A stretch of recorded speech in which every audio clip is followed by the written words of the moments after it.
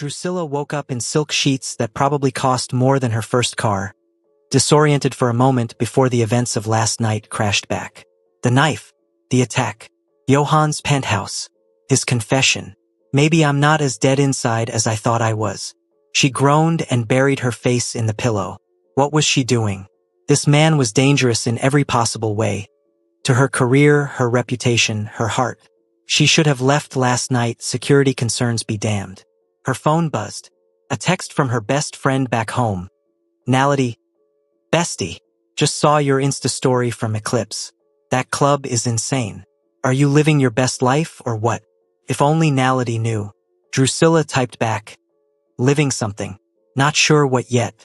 Call you later. There was a soft knock on her door. Miss Kumalo? Mr. Kong asked me to inform you that breakfast is ready. And there are clothes in the closet. He had his assistant purchase them this morning.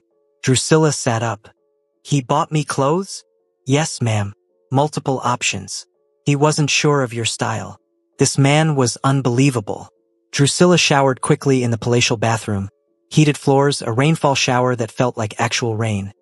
Products that smelled like they cost more per ounce than gold. When she opened the closet, she nearly laughed. Johan had bought her everything from conservative business wear to streetwear to designer dresses. It was like he'd raided every store in Gangnam trying to figure her out. She chose ripped jeans, a cropped hoodie, and her own boots from last night. If he was trying to dress her up like a doll, he'd learn quickly that Drusilla Kumalo dressed for no one but herself. The dining room was ridiculous.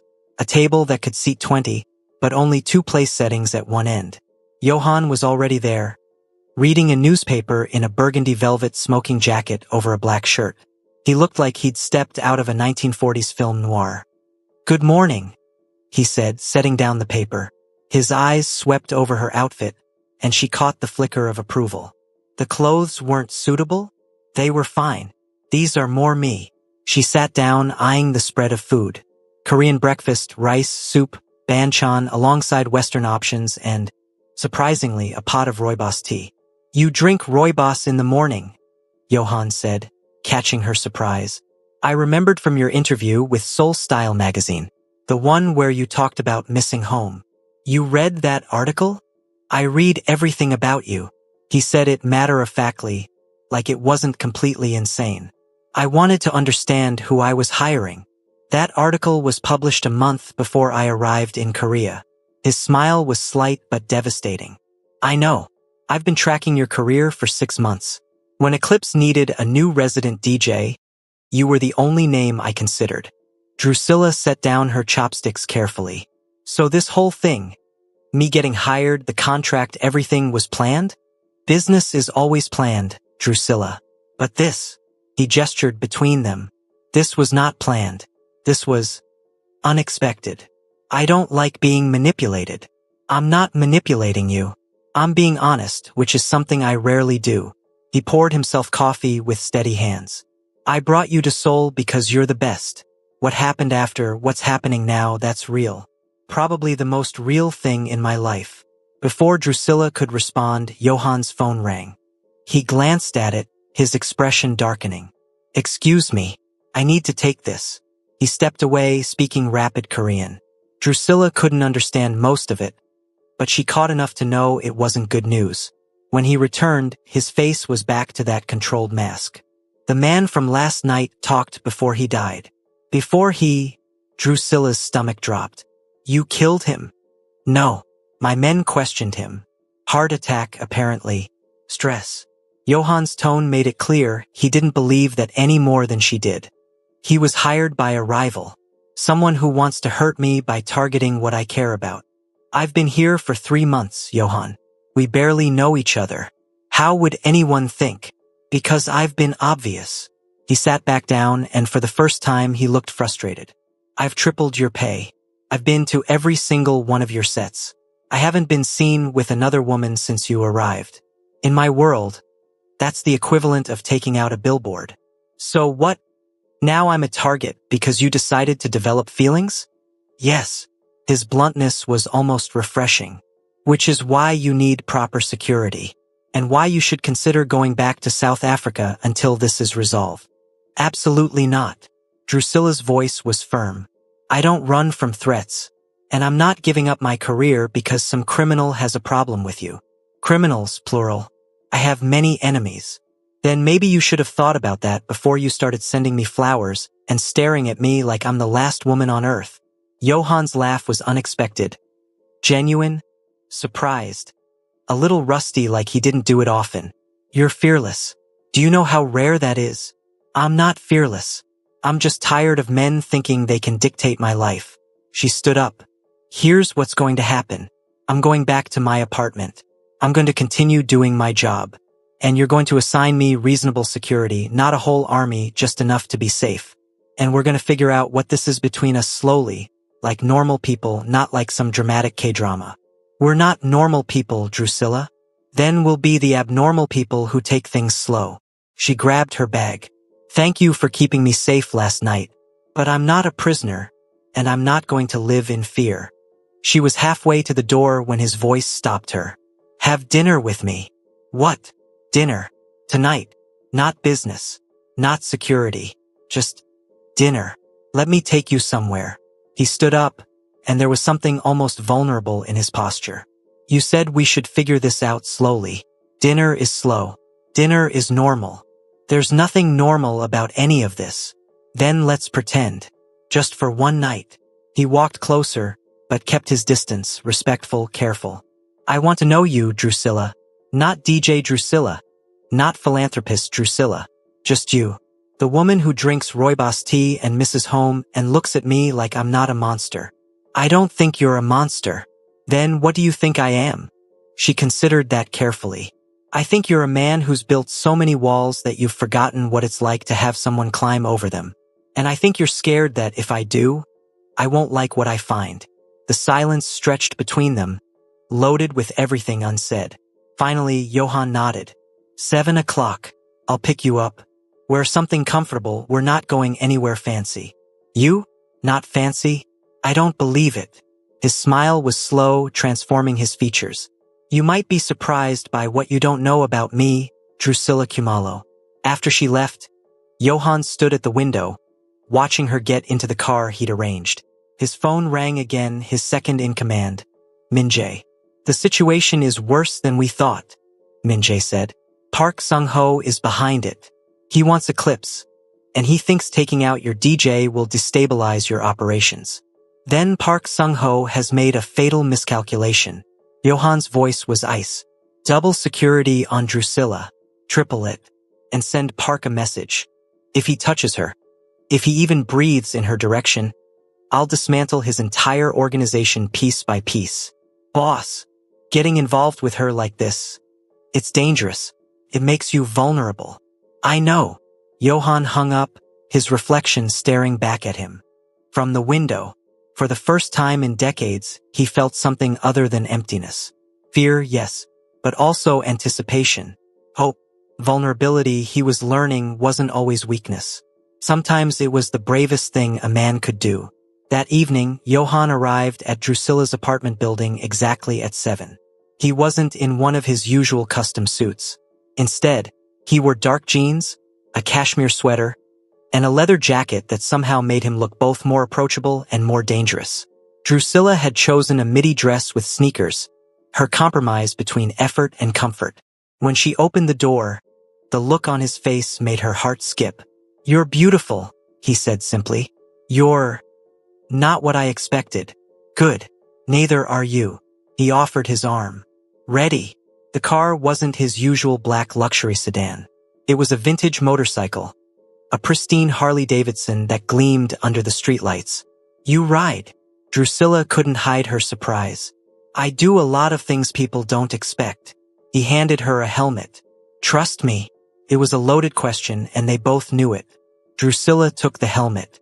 For tonight. That's all I'm asking. They rode through Seoul as the city lights blurred into streaks of color, and Drusilla held onto Johan's waist, feeling his warmth through the leather. He drove with the same controlled precision he brought to everything else, but there was a freedom in it too, like this was his escape. They ended up at a tiny pojamika, a street food tent, in a neighborhood far from Gangnam's glitz. The ajumma running it greeted Johan like an old friend. You come here often? Drusilla asked as they settled onto plastic stools. Once a week. She doesn't know who I am. Just that I like her tteokbokki and I tip well. He ordered for both of them in comfortable Korean. This is the only place in Seoul where I'm just another customer. The food came fast and delicious, spicy rice cakes, fish cakes, fried dumplings. Drusilla ate with enthusiasm, not bothering with elegance. And Johann watched her with something like wonder. What? She asked, catching him staring. You're not trying to impress me. Should I be? Most people do. Even when they pretend not to, they're performing. But you. He gestured at her, at the way she was unself-consciously devouring street food. You're just yourself. Life's too short to be anyone else. She wiped her mouth. Is this what you meant by getting to know me? Because I could ask you the same questions. Who is Kong Johann when he's not being the Velvet King? He was quiet for a long moment, watching the steam rise from his food. I grew up poor, really poor. My father was a fisherman who died when I was 12. My mother worked 3 jobs to keep us fed. I joined a gang at 15 because it was the only way to survive. Drusilla listened, not interrupting. I was good at it. Too good. By 25, I was running my own crew. By 35, I'd built an empire. By 45, I'd eliminated or absorbed all my rivals. And by 55, he paused. By 55, I realized I'd spent my entire life fighting, building, surviving. And I had no idea what I was surviving for. What changed? Nothing. For 10 years, nothing changed. I kept making money because that's what I knew how to do. I kept making enemies because that's how the game works. And I kept being alone because I didn't know how to be anything else. He looked at her then, really looked at her. Until 3 months ago, when a DJ from South Africa walked into my club and looked at me like I was just a man in her way. Drusilla laughed despite herself. I wasn't trying to be rude. You weren't rude. You were real. And I haven't seen real in so long I'd forgotten what it looked like. They ate in comfortable silence for a while, and then Drusilla asked, Why don't you have a family? Kids. I never wanted to bring children into my world. And marriage. He shrugged. Marriage requires trust, vulnerability. Things I couldn't afford. Couldn't or wouldn't? Both. He met her eyes. Until now, apparently. Her heart did that skipping thing again. Johann, I need you to understand something. I'm not here to save you. I'm not here to fix you or redeem you or whatever romantic notion you have in your head. I'm here to live my life. I know. And if we do this, whatever this is, it has to be real. No games. No manipulation. No using your power to control me. Agreed. And you have to meet my family. If this goes anywhere, my mother will demand it. And she's scarier than any mafia boss. That made him smile. Really smile, the kind that reached his eyes. I'd be honored to meet your family. They're going to hate this. Probably. My mother will interrogate you for hours. I look forward to it. And if you hurt me, my father will find a way to hurt you back. He's creative like that. Johann reached across the small table and took her hand. His fingers were warm, slightly rough, steady.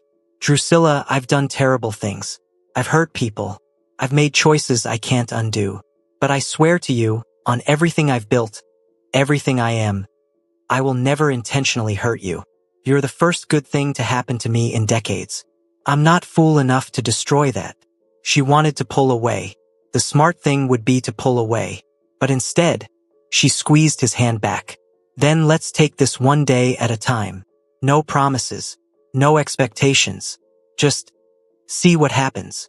One day at a time, he agreed.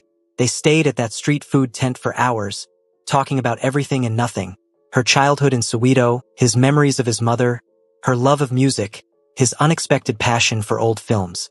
The Ajumma eventually kicked them out so she could close up, and they rode back through Seoul with Drusilla laughing into the wind. When they reached her building, Johann walked her to her door. Thank you for tonight. Thank you for the motorcycle ride. And for being just a man. For a few hours. It's easier with you. He hesitated, and in that hesitation, Drusilla saw the boy he must have been. Uncertain, hopeful, almost shy. Can I see you again? Not business. Just us.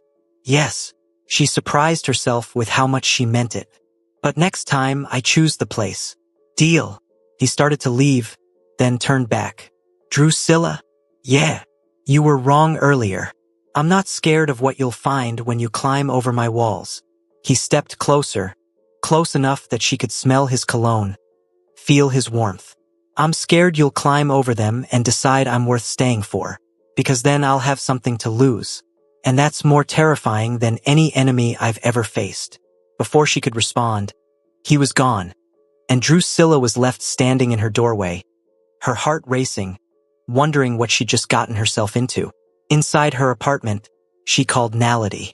Bestie, I think I'm in trouble. Good trouble or bad trouble?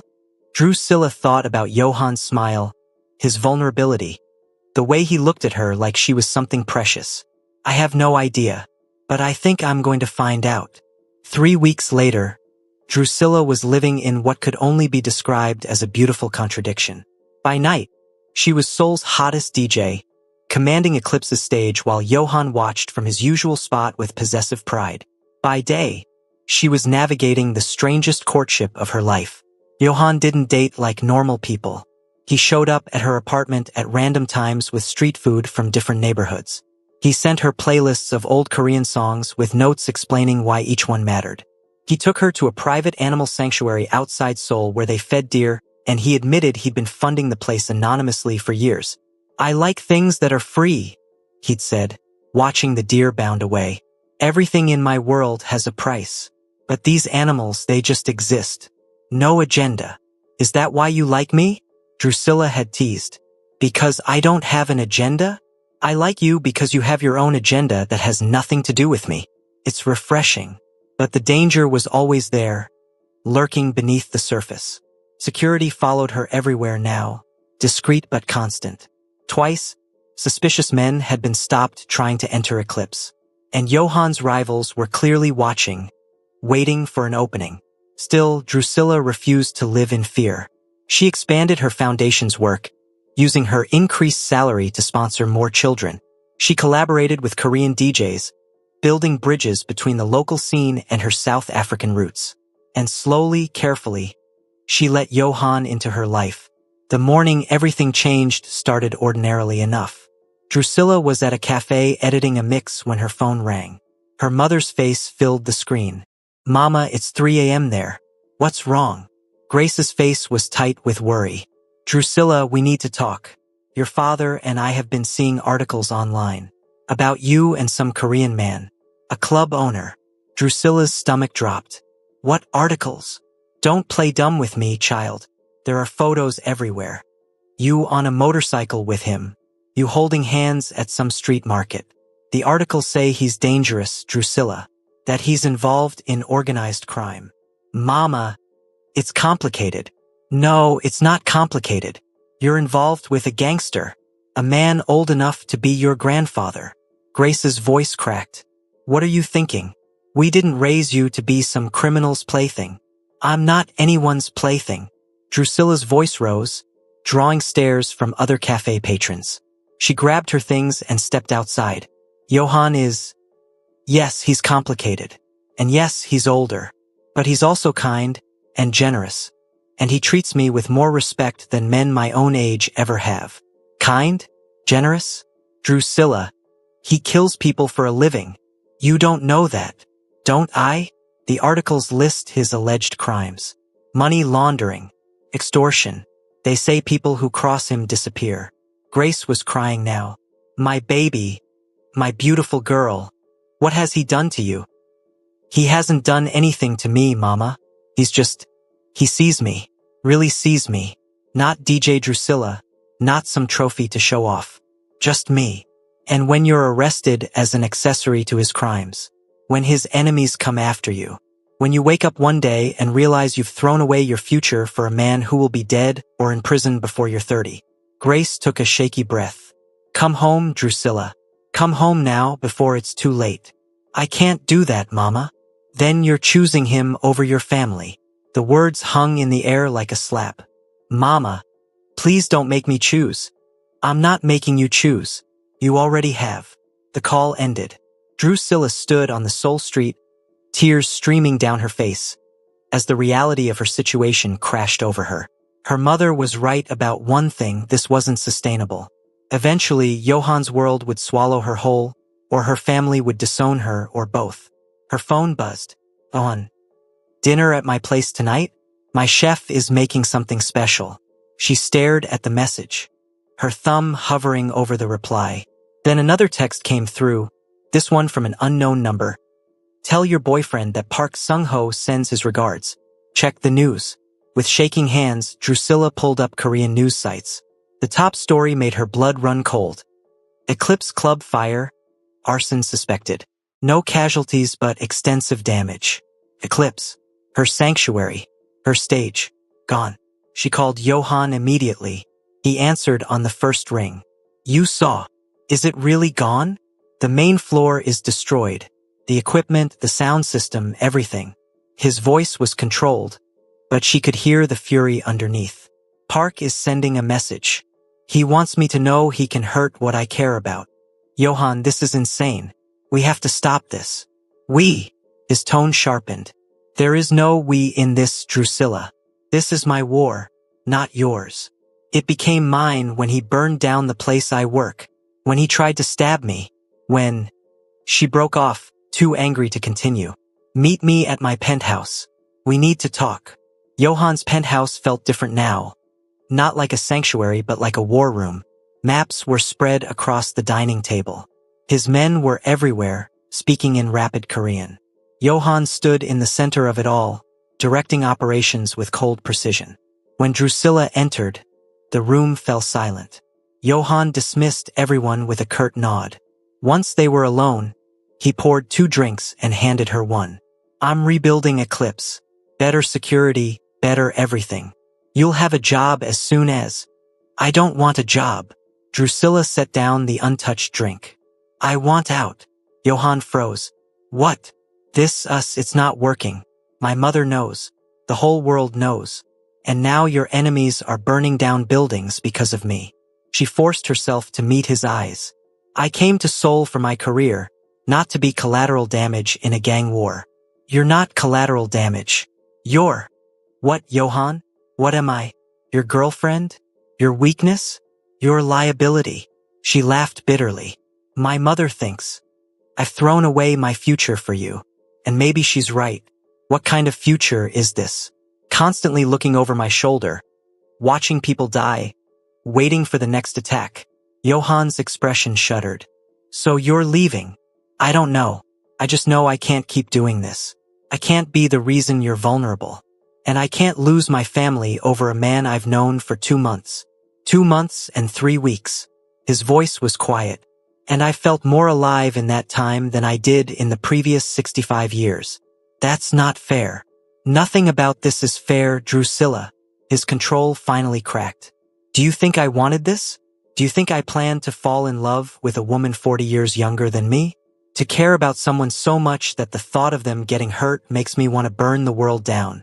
The air left Drusilla's lungs. You? What? I'm in love with you. He said it like a confession, like an accusation.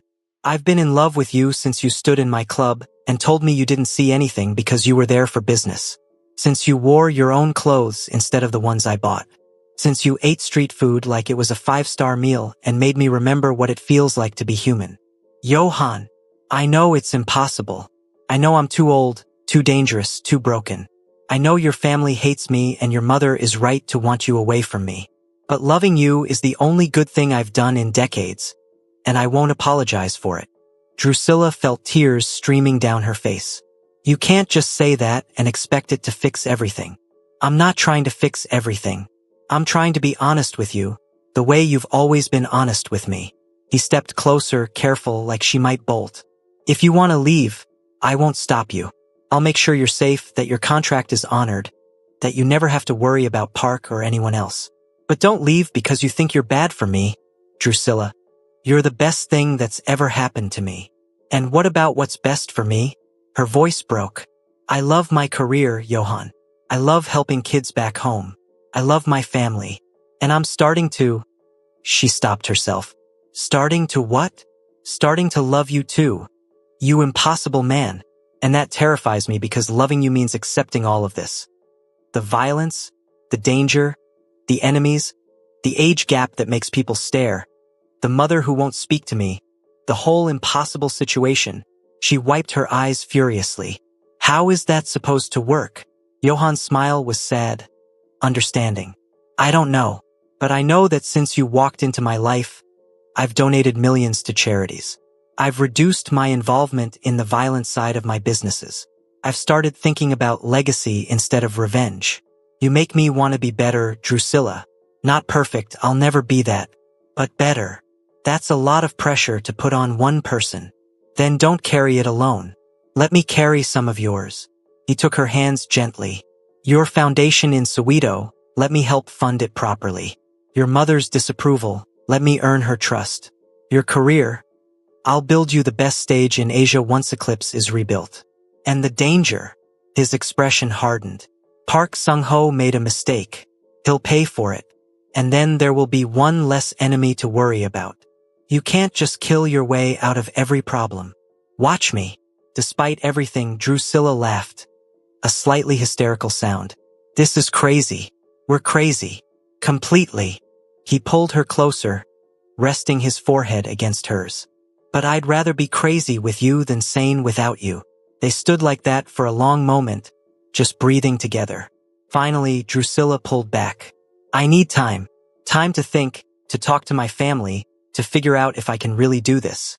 How much time? I don't know. A week? 2? Take as long as you need. He released her, though it clearly cost him. But Drusilla? While you're thinking, remember this. I'm not asking you to give up anything. I'm asking you to let me be part of your life, however that looks. If that means separate apartments and professional boundaries and only seeing each other twice a week, fine. If that means you go back to South Africa for months at a time, I'll wait. I'm not trying to cage you. I'm trying to love you the way you deserve, freely. Those words stayed with Drusilla as she left his penthouse. As she rode back to her apartment through Seoul's glittering streets, as she lay in bed staring at the ceiling. I'm trying to love you the way you deserve, freely. No one had ever offered her that before. Every relationship, every friendship, every connection had come with strings attached. But Johan, for all his control issues and dangerous life, was offering her complete freedom. The question was, what did she want to do with it? The next morning, Drusilla made a decision. She called her father instead of her mother. Drusilla, my girl. Marcus's voice was warm but cautious. Your mother is very upset. I know, Papa, and she has every right to be. But I need you to listen to me for a minute. Okay? Really listen. I'm listening. Do you remember when I was 16 and wanted to be a DJ? Mama said it was a waste of time, that I should study law or medicine. But you told her to let me follow my passion. I remember. You said that life was too short to spend it making other people happy instead of following your own heart. You said that sometimes the right path looks wrong to everyone else, but that doesn't make it any less right. She took a breath. Papa, I think I'm in love with someone who's all wrong on paper. He's older, he's dangerous, his world is nothing like mine. But when I'm with him, I feel seen. I feel valued. I feel like I can be completely myself, and that's not just enough. It's everything. Marcus was quiet for a long moment. This man, does he respect you?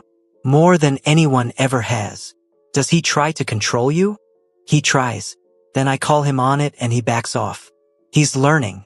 And does he make you happy?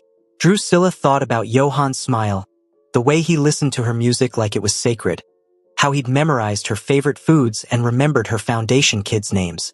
Yes, Papa. He makes me very happy. Then that's all that matters to me. Marcus sighed. Your mother will come around. She's scared because she loves you. Give her time. Thank you, Papa. But Drusilla, if this man ever hurts you, if he ever makes you feel small or scared or trapped, you come home. No questions asked. Understood. Understood. After they hung up, Drusilla felt lighter. She still didn't have all the answers, still didn't know how to make this work long term. But she knew one thing. She wasn't ready to walk away. She texted Johan, meet me at that street food tent tonight. We need to talk. His reply was immediate. I'll be there. That evening, under the fluorescent lights of the Pojangmaka, Drusilla laid out her terms. If we do this, really do this, I need boundaries. Eclipse gets rebuilt, but I want creative control over my sets. No interference from your business associates. Done. I go home to South Africa at least 4 times a year. For a month each time. I'll come with you. If your family will have me. You will attend family dinners via video call when I'm here. My mother will interrogate you. Extensively. His lips twitched. Looking forward to it. And most importantly, you start transitioning your business to legitimate operations. I won't be with someone who's actively ordering hits or running illegal operations. You want to own clubs, restaurants, real estate? Fine. But the violent stuff stops. That one made him pause. That's not a simple ask, Drusilla. I know, but it's non-negotiable. You said I make you want to be better. Prove it. Johan studied her across the small table, his expression unreadable. Then he pulled out his phone and made a call, speaking rapid Korean. When he hung up, he met her eyes. I just told my second-in-command to start the transition. It'll take time, maybe a year or 2, but it's happening. He reached for her hand. Anything else? Yes. When Park Sung-ho comes for you, and we both know he will, you don't face him alone. We're partners now. That means I get to know what's happening and have a say in how it's handled. Drusilla, that's non-negotiable, she repeated firmly. You're going to be trouble, aren't you? The best kind. She squeezed his hand. So, are we doing this? For real? For real. He stood up, pulled her to her feet, and kissed her for the first time. Soft and tentative and full of promise. When they broke apart, he was smiling. Your mother is going to kill me. Probably. But you're a tough guy. You can handle one South African mother. I faced down Yakuza bosses and cartel leaders.